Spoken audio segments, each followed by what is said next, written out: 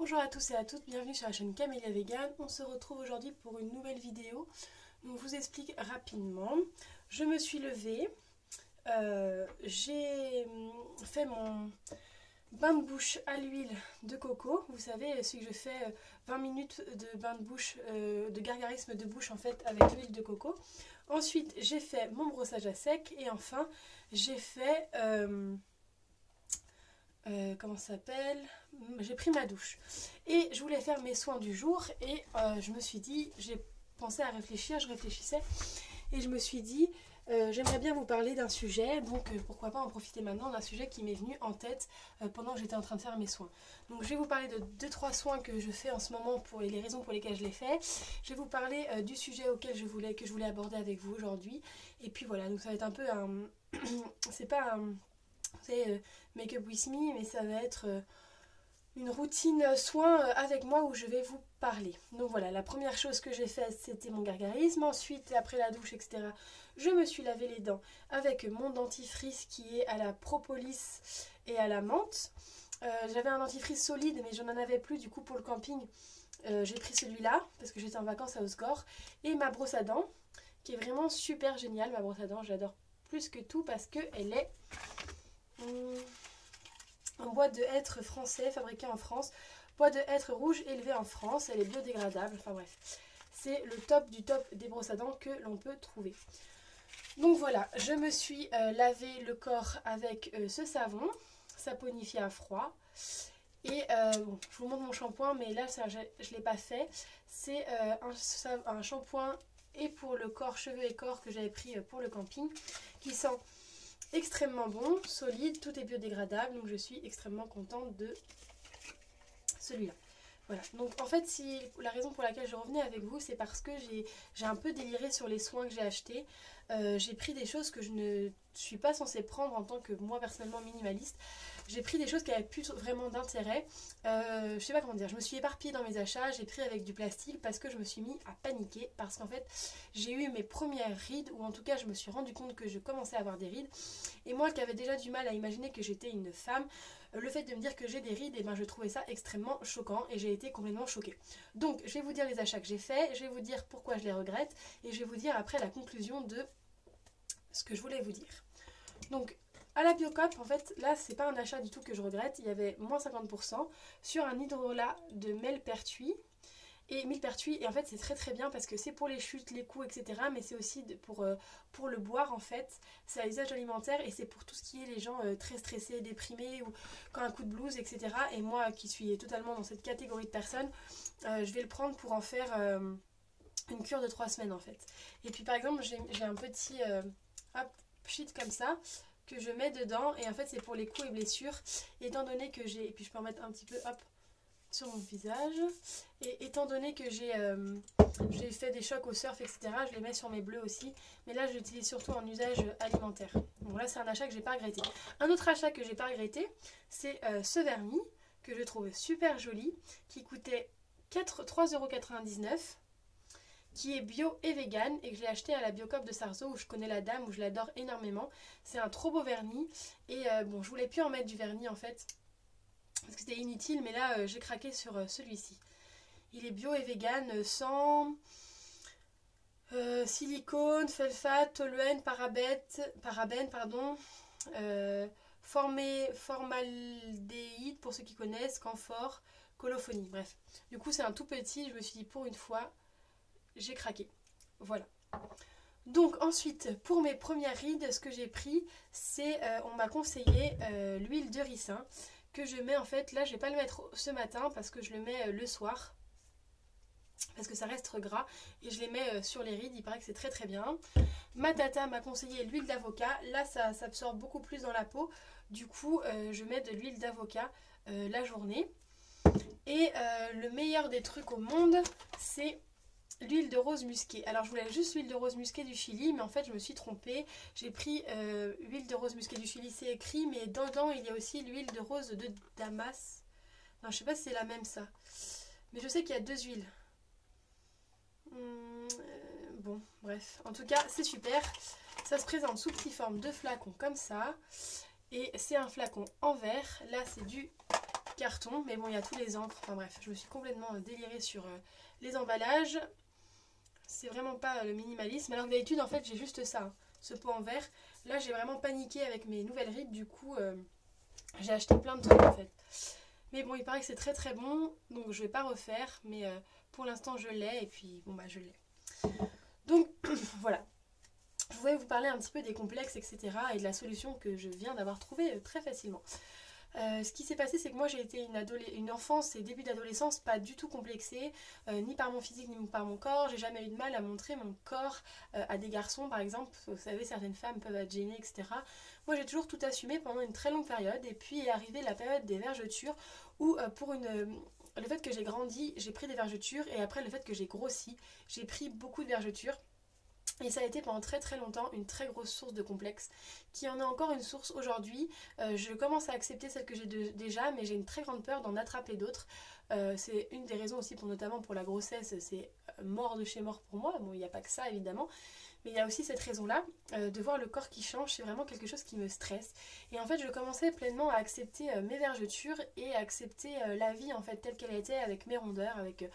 le sport, bon bah déjà je sculpte en ce moment le corps que j'ai envie d'avoir, mais il y avait ce côté d'acceptation qui était devenu très présent en moi, et je commençais à vivre très bien, alors que j'ai vécu de fortes années de souffrance sur mon physique, alors qu'adolescente je ne l'étais pas, mais on va dire entre 16-20 ans, j'ai vraiment énormément souffert, et là depuis ces derniers temps ça allait beaucoup mieux. Et puis récemment j'ai vu que j'avais des premières rides, et ça a été un vrai choc pour moi, parce que alors que je pensais accepter le corps que j'avais, je me suis rendu compte que le corps était en éternelle évolution, et que le corps que j'ai maintenant sera absolument pas le corps que j'aurai plus tard, et qu'il se voyait dès maintenant que je commençais à vieillir. Et ça a été une grande source de stress pour moi, qui est très très très peur de la mort, de la vieillesse et de la perte des proches, enfin bref, sur le fait que la vie soit éphémère. Je ne suis pas quelqu'un qui va du coup par conséquent en profiter, mais qui va paniquer tout au long de sa vie et être en stress permanent parce que les choses ont une fin, nos parents vieillissent, voilà. J'ai déjà très mal vécu la vieillesse de mes parents, que je vois qui ont toujours été des gens pour moi qui étaient mon modèle. Ma mère par exemple elle est vraiment mon modèle, et voir que mon modèle s'affaiblit, qu'elle vieillit, qu'elle commence à avoir les... Bon, bref, ça a été un gros traumatisme pour moi l'année dernière, et puis évidemment ça ne va pas en s'arrangeant. Donc voilà, j'étais déjà dans essayer de l'accepter, la vieillesse des gens que j'aime. Et en fait, je me suis rendu compte que même à 22 ans, bah, on commençait à voir les effets sur le corps du temps qui passe. Et ça m'a fait une très grosse source d'angoisse. De un, ça me complexe énormément, je trouve ça très moche. Et de deux, c'est plutôt ce que ça représente en fait. Ça représente le temps qui passe. Et pour moi, le temps qui passe, c'est une grosse source d'angoisse. En fait, c'est ma source principale d'angoisse sur cette terre, avec la maladie. Et du coup, je me suis rendu compte que j'ai complètement pété un câble, et moi, quand il y a un problème, il me faut une solution. Du coup, j'ai acheté plein de produits. Bon, d'ailleurs, j'en profite pour mettre, j'ai un gros bouton sur le nez, je vais mettre du tea tree afin de comment on appelle ça, le faire sécher. Et du coup, j'ai très mal vécu cet été, avec beaucoup de remises en question, avec beaucoup de pleurs, et etc. Pour le fait que ça représentait que je commençais à vieillir. Et voilà, on voit qu'un peu ces achats compulsifs que j'ai pu faire de 6 produits d'un coup ont prouvé que je vivais très mal la chose. Et puis ensuite, cet été, je me suis un peu plus laissée aller. J'ai repris un petit peu de poids, et j'ai de nouvelles vergetures. Et j'ai trouvé ça complètement injuste, parce que je suis quelqu'un qui fait extrêmement attention à sa santé, qui fait du sport, etc. Et je me rends compte qu'à peine je lâche un peu la bride, et mon corps me le pardonne pas. Du coup, j'ai commencé à être énervée, j'ai commencé à mal le vivre et à vouloir ne plus manger. Ce qui n'arrivera jamais chez moi, parce que dès que je dis ça dès que j'ai fini de manger, mais dès que j'ai faim, ça y est, j'oublie tout. Et je me suis rendu compte que je vis très mal les choses.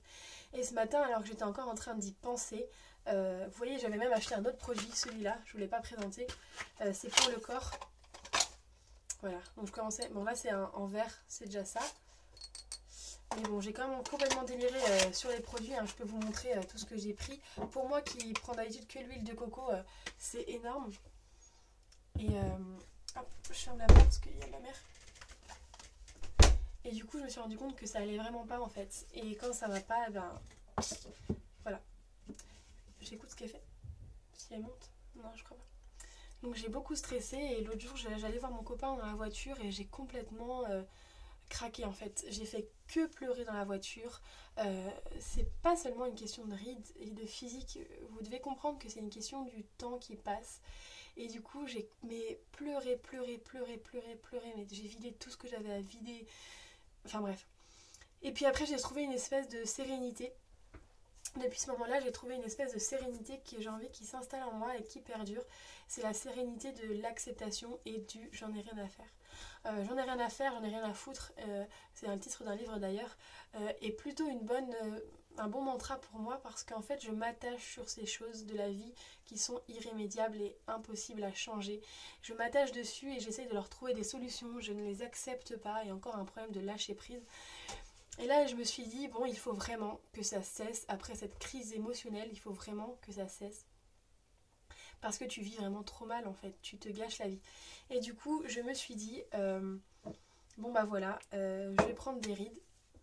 C'est comme ça. Je vais prendre des vergetures. Si un jour, j'ai la ménopause, les variations de poids, les deuils, enfin, bref, tout ce qu'il va y avoir... Oui, parce que moi, quand j'ai un problème émotionnel, je fais plus tout attention à mon apparence et du coup, bon, après, j'en paye les conséquences. Et je me suis rendu compte en fait, il faut juste lâcher prise et il faut juste se dire que la vie est telle qu'elle est et c'est peut-être un dessein qu'elle a pour toi beaucoup plus grand que tu ne peux comprendre en tant qu'humaine et que ton ego travaille beaucoup trop sur un manque de lâcher prise énorme. Et j'ai envie cette année de travailler là-dessus. J'ai envie d'accepter la vie telle qu'elle est et j'ai envie d'en avoir rien à faire en fait. Si la vie, la solution était accepter, l'acceptation de ce qui va se passer avec la confiance. Parce que moi, je vis dans la perpétuelle peur et dans le perpétuel anticipation négative des choses qui vont se passer et puis les choses de façon négative vont se passer. La mort de mes proches, ma propre mort, la vieillesse, elle va arriver et il faut vraiment que j'ai un détachement là-dessus, il faut vraiment que j'ai une acceptation là-dessus parce que ça me gâche le temps précieux que je peux avoir. Là, hier, j'ai passé une journée avec ma grand-mère et je suis repartie en pleurs parce que je me suis dit, mais on ne sait pas encore combien de journées on peut avoir comme celle-ci. Et même là, j'ai l'émotion de ouf parce que pour moi, je trouve ça super dur en fait. Et si vous avez des solutions pour moi, voilà, c'est bon. Je trouve ça beau les gens qui croient à la vie après la mort et qui vont retrouver leurs proches parce que moi, je vis vraiment dans un perpétuel stress très violent et très puissant, des choses qui vont finir par arriver. Et j'espère de tout mon cœur que quand ces choses-là vont arriver, je vais de 1 bien réagir et de 2 être préparée et être prête. Et du coup, je vais être prête dès maintenant. Je pars de très loin, mais je veux faire ce travail d'acceptation. Je veux faire ce travail de lâcher prise et de confiance en la vie. Si la vie est comme ça, elle l'a été pour tellement de millions de personnes avant nous. On vit, on meurt.